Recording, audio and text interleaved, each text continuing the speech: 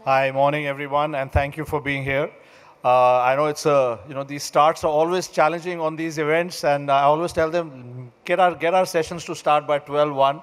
Hopefully, by that time everybody's woken up, had a good breakfast, and come here. But thanks for being here. Thanks for making the time. I think I've just got about a 10-minute presentation to just talk about just what we are seeing in retail, how we are seeing retail transform, how the shopper behavior has really changed over the last few years, and how do you win in retail today? How are retailers making that happen?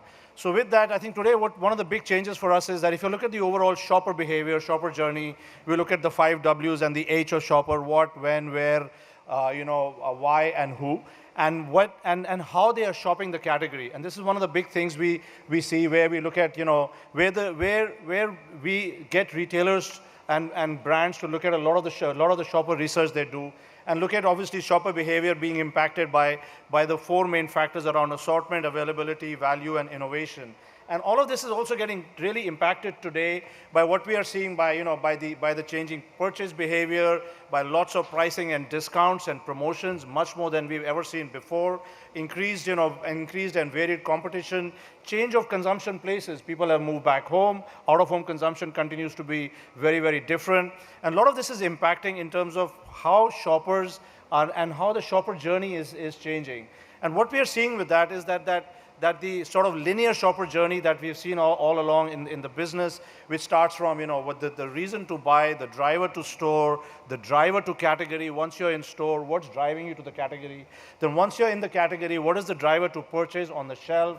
How are you relating to how is the branding and merchandising in store? Then once you purchase the product, what has the purchase experience been, and what's the post-purchase experience been? So in the past, the shopper journeys have always been very, very linear, very easy for brands to interface. And what we are seeing today is that the entire sort of linear journey has been deeply disrupted, because at each point of the shopper's consideration, you are seeing a massive impact. Because today, as a brand, you have influencers, you have on social media impacting their purchase. You have basically peer-to-peer shopping. You have also or whether it's on WhatsApp, etc. You also have in-store. You have out-of-home.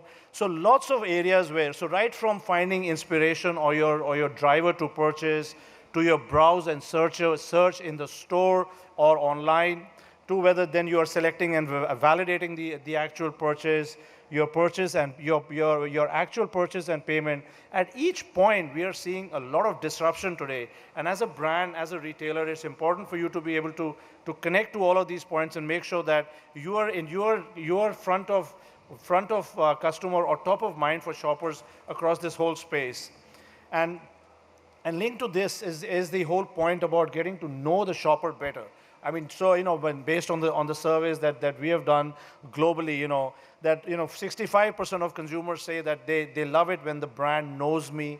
66% when it engages with me, not just engage when I walk to the store, but through the entire shopper journey, right from the point of discovery, pre-discovery, peer comparison. Hear me. 62% shoppers feel that once the brand is hearing me, listening to me. And what we are seeing in markets, in more developed markets, we are seeing the B2C change from C to B, consumer to business, where more and more interaction, feedback is solicited from shoppers to say, what is it that you need? How do I make it easy for you to shop the category and shop my product? Empower me as well. How are you empowering my actual purchase? How are you empowering me in terms of my purchase journey? And then lastly, obviously, the critical one is delighting me. How do you delight me? How is my entire journey from purchase to post-purchase, actual consumption, and even if I have to return the product, if I'm not happy, how do you make that happen? And we've seen a big change in that in the last 2 years, right? Where brands are giving more and more opportunities for you to return products, more and more opportunities for you to engage. If you're not happy with it, you're able to return within 30 days. Many companies are not saying exchange anymore. You can return and get refunds. So we've seen a big change in terms of how even brands and retailers in India, and we've got some great retailers here, Puma, Shopper Stop, people who lead these businesses, big transformation and big experience stores. I was just talking to Abhishek, great work they do in their store, creating the F1 sort of, F1 simulator where you can go into the store and try it out. You can also sort of, personalize a lot of your products in store. And a lot of that creates that connect where I'm saying that I'm not just a shopper who's buying something off the shelf, or even for a mass brand, I can come and adapt a product, I can personalize it, I can get my shoe painted, I can get my t-shirt done the way I want to. So lots of interaction on that, and I think a lot of this is basically trying to say that, I'm empowering the shopper, I'm hearing the shopper, I'm also trying to do everything I can to create best-in-class CX. And I think from that, what we see is that basically, a lot of work is being done today by retailers around basically targeted marketing, and we have lots of examples of that. I'm not going to go into all of that, but again, just in terms of AI-based predictive and analytics, search engine optimization, push notifications on social media. Social commerce expected to reach $5 trillion by 2025. In India, it's very, very early days. We are hardly seeing just the beginnings of that. It's going to become the largest platform in the next 4 to 5 years. And how are you as a brand connected to that? Again, in terms of personalized product selection, digital kiosks, smart beacons to enable you to shop better, augmented reality, store navigation, social commerce, I already talked about. Vernacular and regional language adaptation is a very, very big play, one of the fastest growing categories, and I'm sure Manish will talk a lot about that in terms of what they are doing in terms of vernacular, adding lots of new languages, assisted selling through videos, because everybody is not literate enough to be able to order online. How do you create all of that? And then the big part around, obviously in store as well. I think Shoppers Stop tried that a few years ago and still experimenting with it. Virtual mirrors, so that you reduce the amount of interaction with consumers. Consumers can try out a product by having virtual mirrors in play, rather than having to carry 10 dresses or shirts to the trial room, etc. Again, lots of seamless shopper experience. Shopper journey in terms of making the whole process seamless is a big play. Once you get a shopper in store or online, how do you make that whole journey seamless from the point of navigation, payment, customer experience? If I have a question, how quickly is it answered? If I don't find my size, how quickly is it replaced, and how quickly can I get that? All of that is connected here. Self-checkout at stores becoming very popular. Lots of retailers trying that today. The biggest obstacle to purchase in a shopper journey is at the point of till, where you wait, where you have a fantastic experience, you navigate the whole store, you come to the till, and then you have to wait 15 minutes to check out. Why do we need to do that anymore?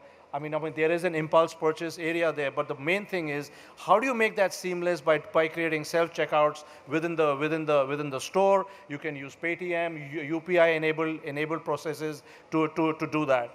So I think a lot of this is, and again, just some examples of what we are seeing here. AI-based personalized marketing. A lot of skincare, cosmetic brands doing that. About creating apps where you can, which basically use AI to tell you your skin type. Then they can also make recommendations to you. They capture your data, but on the other hand, it also reduces your testers, your beauty advisor time in store. Testers is a huge cost that brands will incur. How do you enable that? Smart kiosks. You look at McDonald's, etc., putting in a lot of smart kiosks in their restaurants globally, so that you can go order online, pay at the kiosk, collect at that place. So it's almost a drive-through, but in a fast food, in a physical environment. Similarly, you have the digital signage system, which people like IKEA are using, where they create the digital signage. They even put large QR codes on the billboards. You can scan the QR code from your car, and it'll tell you where the store is. Lots of technology being integrated to make navigation easy. And similarly, again, on vernacular commerce, big supporter of this. This to me is going to be the game changer as we look at the next burst of commerce, because everybody assumes it's only Hindi and English, but you have a lot of local languages. You also have people who can't navigate very easily in any language because they are not literate enough. How do you make it easy for them? Visual commerce, video commerce is a big space we are seeing growth on.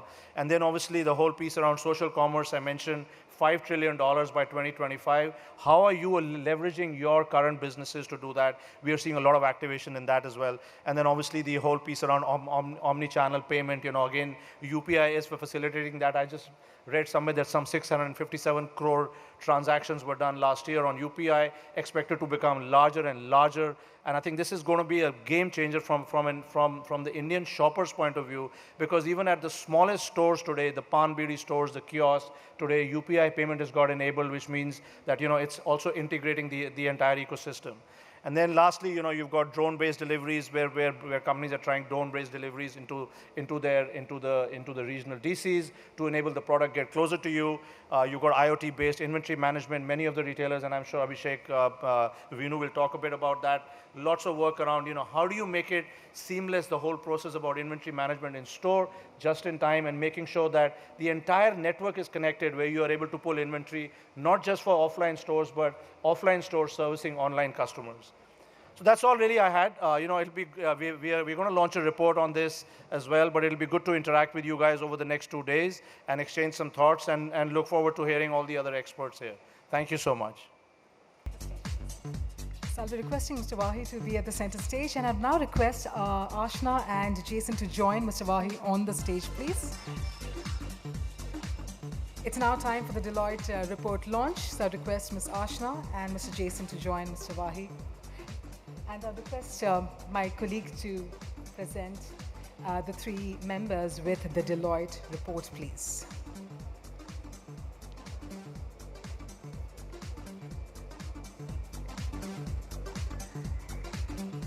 We'll also request the 3 of you to stand at the center stage for the photo op as well.